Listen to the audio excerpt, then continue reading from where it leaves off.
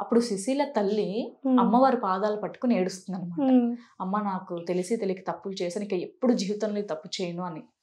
అమ్మవారు శాంతించి, ఇప్పుడు అమ్మ అంతే కదా, తెలిసి తెలియక తప్పులు చేస్తున్నాం అని పశ్చాత్తాపడితే ఖచ్చితంగా అమ్మవారు అనుగ్రహిస్తుంది.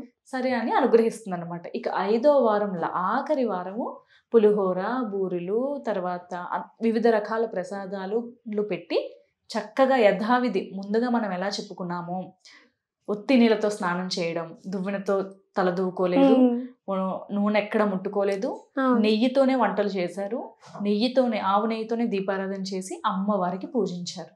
ఇక అంతే నిదానంగా అభివృద్ధి స్టార్ట్ అయిందన్నమాట. అంటే ఇక్కడ ముఖ్యంగా ఇంకోటి గమనించుకోవాలి, డబ్బు ఎవరో ఇస్తే మనము సుశీల ఎన్నో రకాలుగా కన్నవారికి పంపించింది, కానీ చేయలేదు. అంటే నీతేమిటి, ఎవరో ఇచ్చింది మనకి ఎన్ని రోజులు ఉండదు, మనము కష్టపడింది స్లోగా అయినా కూడా మనతో ఎక్కువ కాలం ఉంటుంది.